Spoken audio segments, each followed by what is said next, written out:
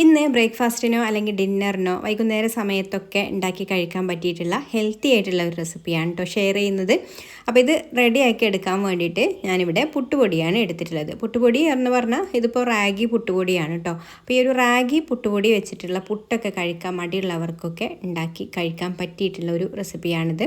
അപ്പോൾ ആദ്യം തന്നെ നമുക്ക് പുട്ടുപൊടിയിലേക്ക് പാകത്തിനുള്ള ഉപ്പും ആവശ്യത്തിന് വെള്ളവും കൂടെ ഒഴിച്ച് കൊടുത്തിട്ട് ഇതുപോലെ കൈകൊണ്ടൊന്ന് നന്നായിട്ട് മിക്സ് ചെയ്ത് കൊടുക്കാം. നമ്മൾ സാധാരണ പുട്ടിനൊക്കെ പൊടി എങ്ങനെയാണോ നനച്ചെടുക്കുന്നത് ആ ഒരു രീതിയിൽ തന്നെയാണ് കേട്ടോ. ആ ഒരു പരുവത്തിലാണ് നമുക്ക് നനച്ചെടുക്കേണ്ടത്. വെള്ളമൊക്കെ ആ ഒരു കറക്റ്റ് പാകത്തിലായിട്ട് ഇതുപോലെ അങ്ങ് നനച്ചെടുക്കാം.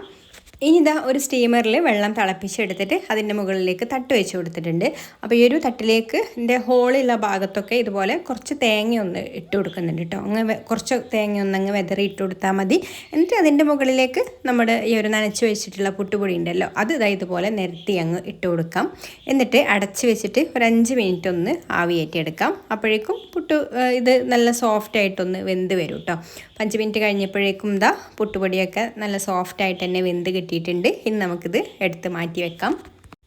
ഇനി ഇതുപോലൊരു കടായി സ്റ്റൗവിൽ വെച്ച് കൊടുത്തിട്ടുണ്ട്. അതിലേക്ക് വെളിച്ചെണ്ണയും 1 ടീസ്പൂൺ വെളിച്ചെണ്ണയും ഒഴിച്ച് കൊടുക്കുന്നുണ്ട്. അതുപോലെ 1 ടീസ്പൂൺ നെയ്യും ചേർത്ത് കൊടുക്കുന്നുണ്ട്. അപ്പോൾ നിങ്ങൾക്ക് നെയ്യ് മാത്രമായിട്ടും എടുക്കാം, അല്ലെങ്കിൽ വെളിച്ചെണ്ണ മാത്രമായിട്ടും എടുക്കാം കേട്ടോ. അപ്പോൾ നെയ്യ് ആണെങ്കിൽ കുറച്ചും കൂടി നല്ലൊരു ടേസ്റ്റാണ്. അപ്പോൾ ഞാൻ രണ്ടും കൂടിയാണ് ചേർത്ത് കൊടുത്തിട്ടുള്ളത്. ഇനി ഇതൊന്ന് ചൂടായി വരുന്ന സമയത്ത് ഇതിലേക്ക് ഒരു 2-3 ചെറിയുള്ളി ഒന്ന് ഇതുപോലെ ചെറുതായിട്ട് അരിഞ്ഞത് ചേർത്ത് കൊടുത്തിട്ട് വഴറ്റി കൊടുക്കാം.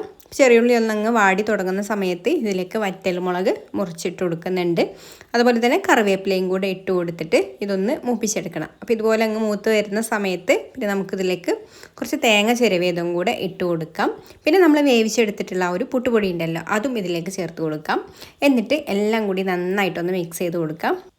ഇതുപോലെ ഒന്ന് ഇളക്കി എല്ലാം ചൂടായി കഴിഞ്ഞാൽ ഫ്ലെയിം ഓഫാക്കാം. അപ്പോൾ ഇത്രയേ ഉള്ളൂ. സിമ്പിളായിട്ടുള്ള ഹെൽത്തി ആയിട്ടുള്ള പുട്ട് മിക്സ് ഇവിടെ റെഡി ആയിട്ടുണ്ട്. അപ്പോൾ ഒരു റാഗി പുട്ടൊക്കെ കഴിക്കാൻ മടിയുള്ളവരൊക്കെ ഇതുപോലെ പുട്ട് മിക്സ് ഒന്ന് റെഡിയാക്കി നോക്കൂ കേട്ടോ. നല്ല ചൂട് ചായൻ്റെ കൂടെയൊക്കെ കഴിക്കാം. അപ്പോൾ ഇഷ്ടമായിട്ടുണ്ടെങ്കിൽ ലൈക്ക് ചെയ്യാനും ഷെയർ ചെയ്യാനും ചാനലൊന്ന് സബ്സ്ക്രൈബ് ചെയ്യാനും ഫേസ്ബുക്കിലാണ് കാണുന്നതെന്നുണ്ടെങ്കിൽ പേജ് ഒന്ന് ഫോളോ ചെയ്ത് സപ്പോർട്ട് ചെയ്യാനും കൂടി മറക്കല്ലേ. അപ്പോൾ ഇനി മറ്റൊരു നല്ല റെസിപ്പിയുമായിട്ട് അടുത്ത വീഡിയോയിൽ കാണാം. താങ്ക്